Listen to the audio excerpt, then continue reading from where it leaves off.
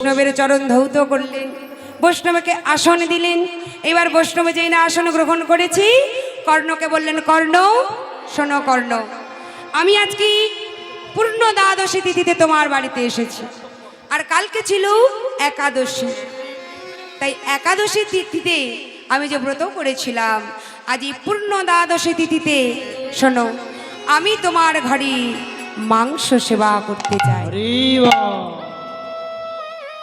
মন দিয়ে জায়গাটা ধ্যান দেবেন মায়েরা। লীলার আমরা সমাপ্ত জায়গায় পৌঁছে গেছি।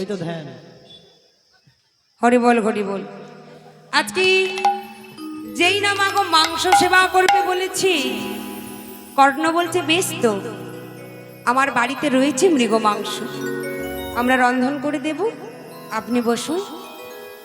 বৈষ্ণব বলছে, না কর্ণ, আগে তোমায় ত্রিসত্য করতে হবে, ওই মৃগ মাংস আমি সেবা করব না, আগে তোমায় ত্রিসত্য করতে হবে, আমি যেই মাংস বলবো সেই মাংসই আমায় সেবা দিতে হবে। কর্ণ কোনো কিছু না ভেবে না বুঝে বলল, বেশ, সত্য সত্য সত্য।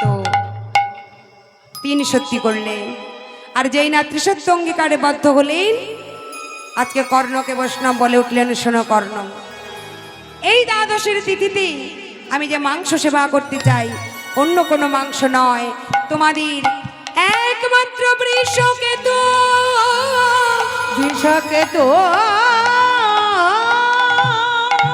সেই বৃষকেতুকে তোমরা যদি দুজনে মিলে, স্বামী স্ত্রী দুজনে মিলে সেই বৃষকেতুর মস্তক ছেদন করে ওই দেহটা টুকরো টুকরো করি তোমরা দুজনে মিলে রান্না করবে, আর সেই মাংস রান্না করে নিয়ে এলে তবেই আমি সেবা করব। হে ব্রহ্ম, বলো কর্ণ, পারবে তো? কর্ণ আমার নয়ন জলে মুখ ভাসে কাঁদছি, চমকে উঠেছি। কি বলছো তুমি? হে বৈষ্ণব, না না, আমার একটি মাত্র পুত্র, আমাদের বৃষকেতু ছাড়া যে আর কেউ নেই, আমাদের একমাত্র বাবা বলা মানি, একমাত্র মা বলা ধন, আমাদের বৃষকেতু ছাড়া আর কেই আছি? না না, এ কেমন করে হয়? তার উপর আমরা পিতা মাতা হই, কেমন করে তার শিরচ্ছেদ করব? শোনো কর্ণ, তুমি ত্রিসত্য অঙ্গীকার করেছ, যদি তোমার সত্য পালন তুমি না করো, এই জগতের বুকে তুমি দানবীর নয়, তুমি মিথ্যাচারী নামে প্রতিষ্ঠা হবে। বলো, তুমি মিথ্যাচারী হলি, তোমাকে নরক গমন করতে হবে। বলো কর্ণ, তুমি কোনটা চাও? তোমার ধর্ম রক্ষা করতে চাও নাকি তোমার সন্তান?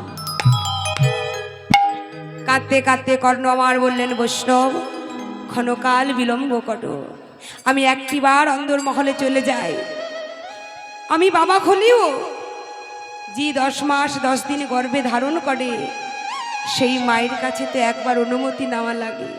যার সন্তান তার অনুমতি না নিয়ে কেমন করে মাংস রান্না করে দেব?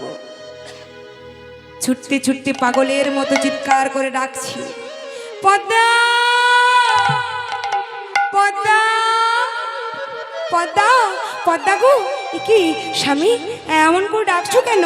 কি হয়েছে? তোমাকে এমন চঞ্চল দেখাচ্ছ কেন? স্বামী বলো না, তোমাকে এমন অস্থির লাগছে কেন? কি হয়েছে তোমার? তোমার নয়নে জল কেন? পদ্মা, আজ আমি তোমার কাছে কিছু চাইব, দেবে পদ্মা? বলো স্বামী, তুমি চাইবে আমি দেব না? বলো কি চাও? পদ্মা, আমাদের ঘরে যে বৈষ্ণব এসেছি, বেশ তো, ভালো কথা, কি হয়েছে? পদ্মা, বৈষ্ণব যে সেবা করতে চায়, আজকে দ্বাদশীর তিথিতে সে যে মাংস সেবা করতে চায়। স্বামী, বাড়িতে মৃগ মাংস রাখা আছে, যাও না, গিয়ে খাইয়ে দাও। না পদ্মা, সে যে মৃগ মাংস সেবা করতে চায় না, সে কি চায় জানো? কি চায়? আমি কেমন করে বলবো তোমায় পদ্মা? সে যে আমাদের একমাত্র বৃষকেতু, আমাদের পুত্রের মাংস সেবা করতে চায়। কি বলছো তুমি স্বামী?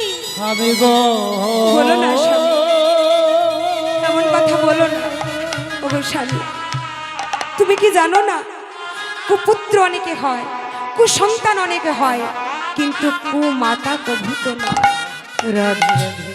মা যে কখনো সন্তানের খারাপ চাইতে পারে না, আমাদের একটি মাত্র সন্তান, কে আমাকে মা বলে ডাকবে?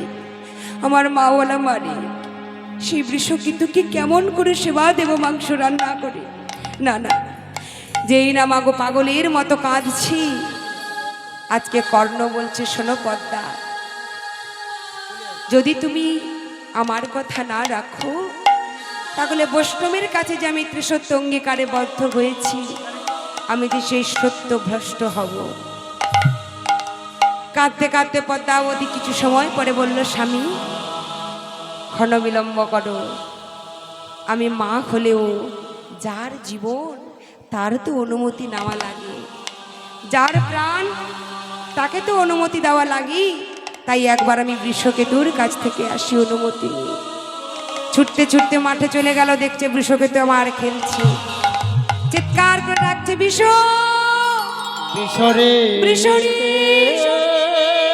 আর বৃষকেতু দর্শন করে বন্ধুদের বলছে, ভাই প্রত্যেক দিন আমার বাবা আসে আমায় নীতি, আজকে কেন মা এলো?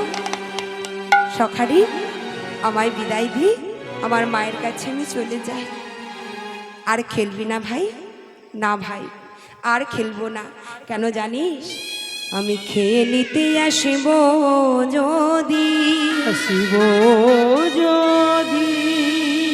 বেঁচে থাকি ভাই,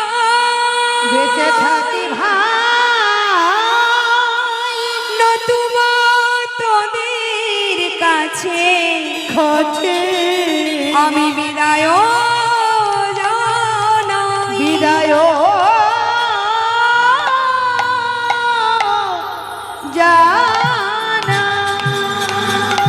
সখা, খেলিতে আসিব যদি বেঁচে থাকি ভাই, নতুবা তোদের কাছে বিদায় জানাই। বিদায় বন্ধু। ছুটতে ছুটতে মায়ের কাছে যেই না চলে গেল, মা তুমি কাঁদছো কেন? কি হয়েছি বৃষরি?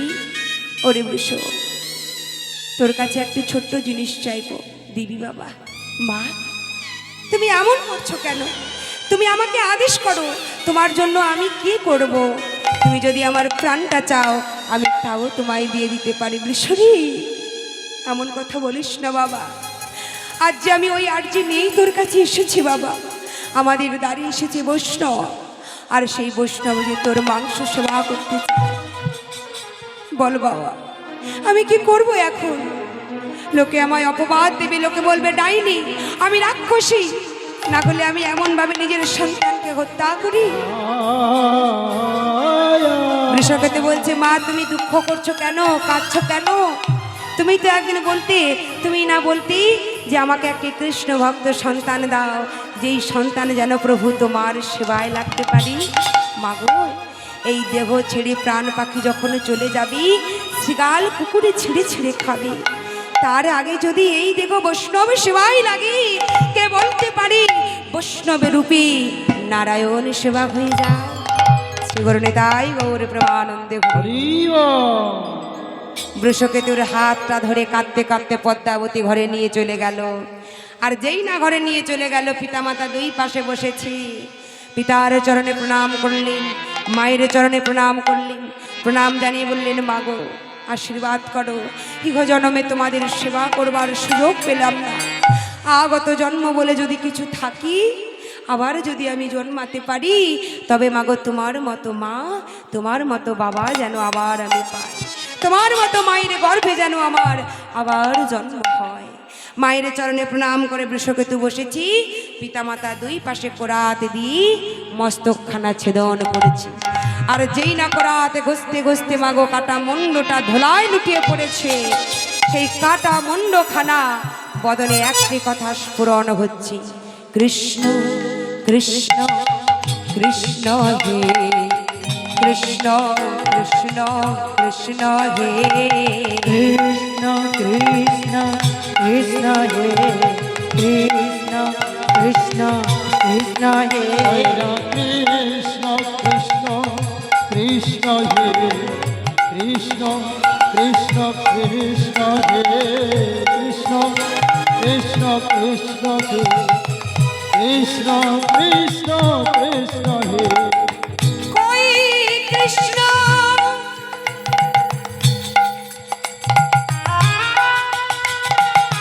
কোথায়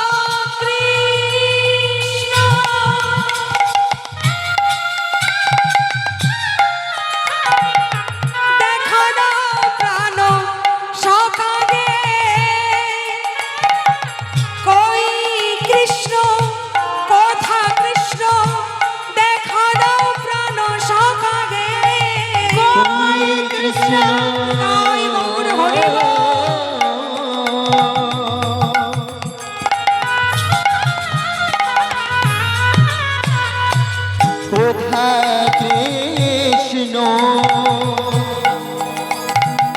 দেখা প্রাণ সখারে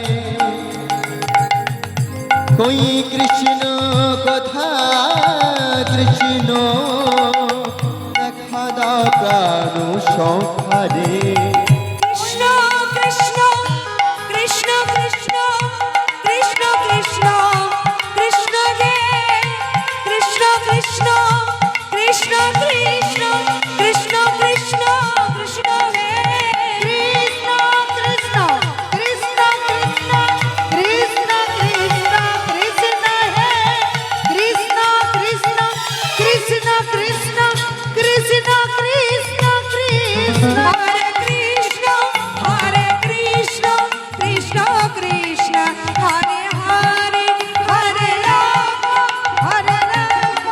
রাম রাম হরে হরে হরে হরে কৃষ্ণ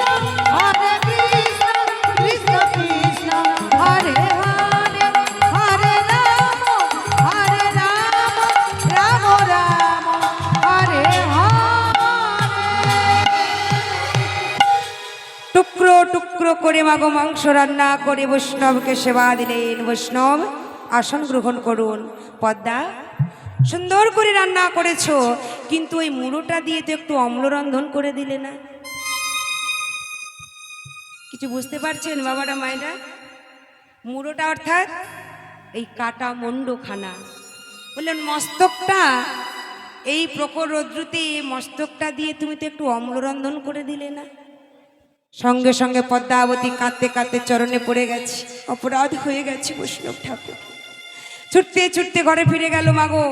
আর রন্ধনশালায় কি সেই বৃষকেতুর মস্তকখানা জড়িয়ে ধরে চুম্বন করছে, কাঁদছে। রে বৃষরি, ভেবেছিলাম বৈষ্ণবে চলে গেলে তোর এই কাটা মন্ডখানা নিয়ে তোর বদনে আমি চুম্বন করব, তোর এই কাটা বদনখানা নিয়ে এই মন্ডখানা নিয়ে আমি নয়নের জল ফেলবো, চিৎকার করে কাঁদবো। কিন্তু বাবা, সে ভাগ্যটাও যে আমার নেই। কাঁদতে কাঁদতে সেই মস্তকটাকে টুকরো টুকরো করে আবার অম্লরন্ধন করে দিল। কোনো মায়ের পক্ষে সম্ভব? মায়েরা পারবেন? এটা একমাত্র মহাভারতে হয়েছিল। আর কলিযুগে যদি এটা কেউ করতে পারে, তাকে রাক্ষসী ডাইনি ছাড়া আর কিচ্ছু বলবে না। হরি বল হরি বল। মা পদ্মাবতী অম্লরন্ধন করি বৈষ্ণবকে সেবা দিলেন। যেই না বৈষ্ণব সেবা আনতে বসেছে, বললেন শোনো পদ্মাবতী, যাও, সবই তো দিলে, একটি ছোট বালক কিনে দাও। চমকে উঠেছে, আবার বালক? না না, ভয় পেও না, এই বালককে আর হত্যা করতে হবে না। একটি ছোট বালক ছাড়া আমি যে সেবা করি না। এবার পদ্মাবতী মনে মনে ভাবছে, নিজের সন্তানকে যে নিজে মারি, যে হত্যা করে, কাদের বাড়ির সন্তান দেবে তাকে? রাস্তায় চলে যায়, যেই দেখে দরজাটা বন্ধ করে দেয়, ডাকিনী যোগিনী সকলে রাক্ষসী বলে অপবাদ দেয়। যেতে যেতে যেতে যেতে দেখছে কি না, ঠিক পথের ধারেই যেখানে পদ্মাবতী দর্শন করছে বৃষকেতু খেলা করত, সেই বৃষকেতু আমার খেলছে। দর্শন করে বৃষকেতুকে মনের আনন্দে আত্মহারা হয়ে উঠেছি, চমকে উঠেছি। একে আমার বৃষকেতু কোথায় ছিল? একে বাবা, ছুটতে ছুটতে বৃষকেতুকে ধরেছি, জড়িয়ে জড়িয়ে ধরে বলছে, বৃষ তুই কোথায় ছিলি বাবা? কেন মা, আমি তো সেই সকাল থেকে এখানে খেলা করছি, তুমি এমন করছো কেন? আর বুঝতে বাকি রইল না। বৃষকেতুকে সঙ্গে করে লই ঘরে ফিরে গেল। মনের আনন্দি বৃষকেতুকে নিয়ে যেই না ফিরে গেল, কর্ণ বলছে, পদ্মা তুমি পেয়েছো, তোমার সন্তানকে তুমি ফিরে পেয়েছো, কিন্তু আমরা যে ধনকে হারিয়েছি সেই ধনকে আমরা আর পাবো না। সে যে স্বয়ং আমাদের জগদীশ্বর, স্বয়ং শ্রীহরি আমাদের ঘরে এসেছিল বৈষ্ণব রূপে, অতিথি রূপে, তিনি চলে গেছে। আবার পুনরায় ভগবানকে ডাক দিয়েছি। পিতামাতা সন্তান তিনজনে বসি ভগবানকে ডাকছি, প্রভু গো চরণ ধরিতে দিও গো আমারে, নিও না নিও না সরাই। জীবন মরণ সুখ দুঃখ দিয়ে বক্ষে ধরিব জড়ায়ে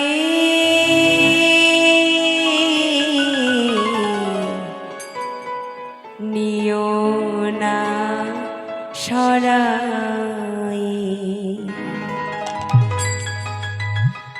স্খলিত শিথিল কামনার ভাব বগিয়া বগিয়া ফিরি কত নিজ হাতে তুমি গেথে নিও হাত দিও না আমারে ছড়ায়ে চরণ ধরিতে দিও গো আমারে নিও না সরায়ে। শ্রী গুরু নিতাই গৌর প্রেমানন্দে হরি বল হরি বল। যেই না ভগবানের শরণাপন্ন হলেন স্বয়ং শ্রী হরি, তিনি এসে যুগলে দাঁড়ালেন। কর্ণকে বললেন, শোনো কর্ণ, এই জগতের বুকে শুধু কর্ণ নয়, আজ থেকে তোমার নাম হলো দানবীর কর্ণ। এই জগতের বুকে তুমি দাতা কর্ণ নামে প্রতিষ্ঠা পাবে।